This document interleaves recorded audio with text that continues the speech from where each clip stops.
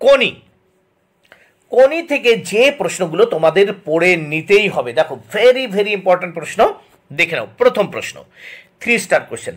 আজ বারুনি গঙ্গায় আজ কাঁচা আমের ছড়াছড়ি। বারুনি কি? কাঁচা আমের ছড়াছড়ি কেন? আম দেখলে কাদের মধ্যে হুড়োহুড়ি পড়ে যায়? বাড়িতে গঙ্গার ঘাটে কাদের বেশি দেখা যায়? 2 নম্বর প্রশ্ন, আপনি আমার থেকে 4000 গুণ বড় লোক, কিন্তু কার প্রতি? কার উক্তি কিন্তু দিয়ে বক্তা কি বলতে চেয়েছেন?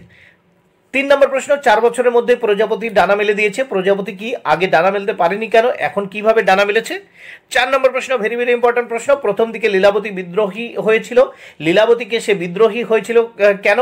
বক্তব্যটির অর্থ পরিস্ফুট করো। ভেরি ভেরি ইম্পর্টেন্ট প্রশ্ন। 5 নম্বর গুরুত্বপূর্ণ প্রশ্ন দেখে নাও। না, ওরা জুপিটারের শত্রু। ওরা কারা? ওরা কেন জুপিটারের শত্রু প্রসঙ্গ লেখো। 6 নম্বর প্রশ্ন, ক্ষিতীশের চোখ অনুসরণ করতে লাগলো শুধু একজনকেই। একজন বলতে কার কথা বলা হয়েছে? কোথাকার ঘটনার কথা বলা হয়েছে? কেন ক্ষিতীশ এর চোখ তাকে অনুসরণ করতে থাকে? 7 নম্বর ইম্পর্টেন্ট প্রশ্ন, 3 স্টার কোশ্চেন দেখে নাও।